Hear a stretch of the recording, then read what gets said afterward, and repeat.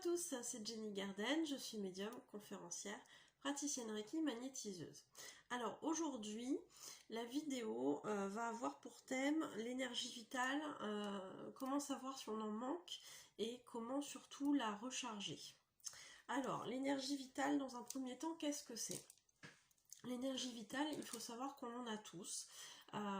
Quelqu'un m'en avait parlé au départ en prenant l'exemple, c'est comme si on venait au monde avec un bidon. Alors après, peu importe, hein, vous prenez l'image d'un bidon, on va prendre un bidon de 5 litres pour vraiment illustrer les choses. Et puis, au fur et à mesure du temps, au fur et à mesure des épreuves de la vie, au fur et à mesure des contraintes, du stress, etc., eh bien l'énergie vitale descend. Le niveau de ce bidon, le niveau descend. Et en fait, l'énergie vitale, c'est quoi? C'est une énergie qui tout simplement, comment je pourrais dire ça, va passer par tous les chakras du corps, qui sont des centres d'énergie, et qui va faire que à partir du moment où vous aurez un bon niveau d'énergie vitale, vous serez en capacité de faire plein de choses. Vous ne vous sentirez pas freiné, vous ne vous sentirez pas en perte de motivation. C'est une énergie qui est appelée le Chi en Chine, le Ki au Japon et le Prana en Inde. Je ne sais pas si ça vous parle, si on utilise ces termes-là, ça en parlera peut-être mieux à certains, je ne sais pas. Et dans tous les cas, cette énergie vitale, elle est importante pour notre vie, pour notre condition de vie. Parce que effectivement, si on vient à manquer d'énergie vitale, alors tant qu'on a du stock, je dirais ça va, mais au-delà d'une certaine limite, si on est trop en manque, si on a un niveau d'énergie vitale qui n'est plus assez conséquent pour que l'on soit bien, on va souffrir de différentes choses. Donc ça peut être effectivement la perte d'envie. Par exemple, on n'est pas motivé à faire quelque chose, on a moins envie de sortir. Toutes les petites choses vont devenir au fur et à mesure un effort. Vous pouvez vous sentir mal à l'aise, sentir une gêne. Qu'est-ce que vous pouvez avoir aussi comme symptômes? Vous sentir pas bien dans votre vie, pas bien psychologiquement, en déprime, des choses comme ça. Mais vraiment le manque d'entrain pour moi c'est vraiment je dirais caractéristique d'un manque d'énergie vitale. Alors rassurez-vous, on peut se recharger en énergie vitale par plusieurs moyens. Il faut savoir que si, juste je voudrais refaire une précision là-dessus, si une personne manque d'énergie vitale, qu'elle ne se recharge jamais en énergie vitale, effectivement ça peut conduire à un état physique, un état émotionnel assez compliqué. Donc je vous encourage vivement à mettre des actions en place pour vous recharger au niveau de l'énergie vitale. Alors comment on peut faire? Alors, il y a plusieurs solutions.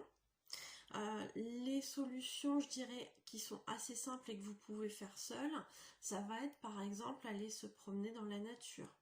Demander à recevoir de l'énergie vitale. Alors, toujours en conscience que l'énergie, elle est là en abondance. Donc, si vous demandez à la nature de vous en procurer, bien évidemment, ça ne manquera à personne. Ça, j'insiste là-dessus, parce que parfois on se dit oui, mais si j'en demande, c'est un peu égoïste, ça veut dire que j'en laisse pas aux autres, ou qu'il y en a d'autres qui vont en manquer. Non, c'est pas du tout comme ça que ça fonctionne. L'énergie, elle est là à profusion. Donc demandez-la, n'ayez pas peur de ça. Demandez-la bien évidemment avec le cœur. Demandez à vos guides de lumière de vous aider, ou de vos anges, peu importe, en fonction de vos croyances, pour recevoir cette énergie vitale. Donc allez vous balader en nature, ça vous fait énormément de bien. Vous pouvez faire des activités aussi qui vous plaisent.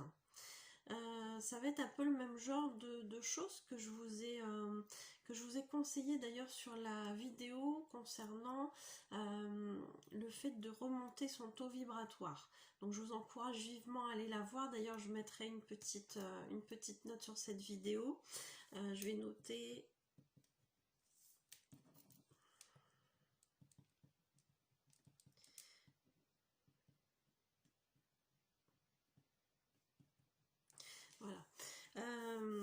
comme ça, je vous mettrai un petit mémo, la vidéo, sur la vidéo en haut, une petite fiche pour justement que vous puissiez avoir accès à tout ça.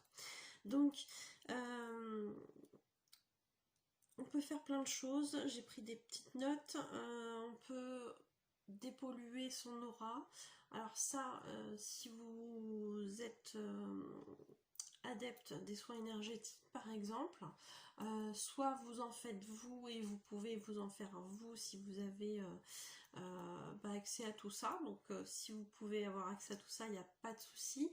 Vous émettez l'intention de dépolluer tout ce qui est votre aura, de tout ce qui est parasite énergétique, etc. Et puis en revanche, si vous n'êtes pas en capacité de le faire seul parce que vous n'avez pas de formation, parce que vous ne maîtrisez pas ce genre de choses, à ce moment-là, je vous encourage à aller voir un énergéticien, que ce soit du Reiki, du magnétisme, peu importe. Après, il y a d'autres disciplines, bien évidemment. N'hésitez pas à demander conseil autour de vous pour trouver un bon praticien. D'ailleurs, j'ai fait une vidéo là aussi sur comment reconnaître un bon praticien. Donc ça, pareil, je vais le noter.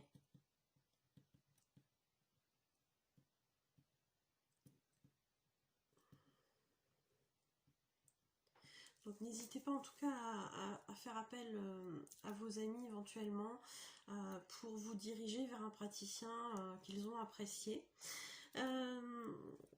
Donc quand on fait appel aux soins énergétiques, eh bien vous avez deux cas de figure. Soit effectivement ça va être un traitement ponctuel. Alors quand je dis un traitement, ça va être un soin ponctuel plutôt. Pour justement vous aider à remonter un petit peu là-dessus, sachant que souvent quand on fait un soin énergétique et qu'on remonte le taux, l'énergie vitale, on peut aussi en profiter pour faire d'autres choses. Donc s'il y a des douleurs, s'il y a des blocages, etc., on peut en profiter pour travailler dessus en même temps, hein. Le praticien sera juge, lui, s'il peut faire tout en même temps, parce que parfois on a plusieurs problématiques. Certaines vont nécessiter de revenir, certaines vont nécessiter qu'un seul soin, ça dépend. Ça dépend de plein de choses, ça dépend de votre réaction, ça dépend du problème, ça dépend de pourquoi vous consultez, ça dépend de si on travaille déjà sur plusieurs choses, peut-être qu'on va choisir de refaire un autre point sur un autre soin parce que pas non plus trop cumuler de choses sur un même soin. Et puis donc oui, je vous disais que vous aviez la possibilité, bien évidemment, quand vous faites appel à un énergéticien, soit de le faire de manière ponctuelle, parce que du coup vous allez pour une fois nettoyer tout ce qui est problématique, parasites énergétiques, entités, défunts éventuellement qui seraient collés à vous dans votre aura, etc. Ça peut arriver. Ou des parasites énergétiques, ou voilà, plein de choses à nettoyer. Donc on peut faire ça ponctuellement. On peut bien évidemment remonter l'énergie vitale, mais on a aussi la possibilité, quand on fait des soins énergétiques, de faire tout ça de manière préventive. C'est-à-dire que sur une durée que vous allez sur une fréquence, pardon, que vous allez déterminer avec votre énergéticien, et bien vous allez faire, je dis comme ça, hein, je donne un exemple, peut-être une séance par mois qui va vous permettre justement de vous entretenir au niveau énergétique, un petit peu comme on peut entretenir sa voiture, hein. C'est un peu la même chose, si vous entretenez régulièrement, vous aurez moins de soucis derrière. Donc n'attendez pas forcément, si vous avez cette possibilité-là, n'attendez pas forcément d'avoir un gros problème qui vous tombe dessus pour faire appel aux soins énergétiques. Je vais noter d'ailleurs une autre vidéo.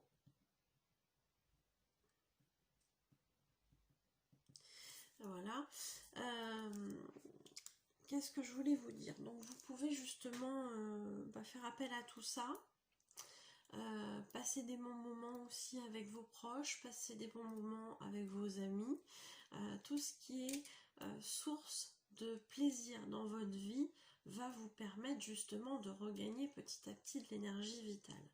Donc je vous encourage très fortement à pratiquer tout ça, à rire, à être dans la joie, dans la gratitude par rapport à tout ce qui vous vient, même si c'est pas forcément toujours évident.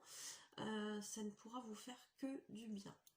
Et puis voilà, si éventuellement vous sentez que ça ne suffit pas, bien évidemment, vous pouvez faire appel à un énergéticien, que ce soit moi ou quelqu'un d'autre, vous serez guidé vers la personne qui vous apportera ce dont vous avez besoin. C'est toujours comme ça que ça fonctionne. Donc écoutez votre intuition, écoutez aussi le bouche à oreille. Et puis, qu'est-ce que je voulais vous dire aussi là-dessus ? Je ne sais plus. Je ne sais plus. Bon, c'est pas grave. Si ça me revient, je mettrai une petite note sur la vidéo, il n'y a pas de souci.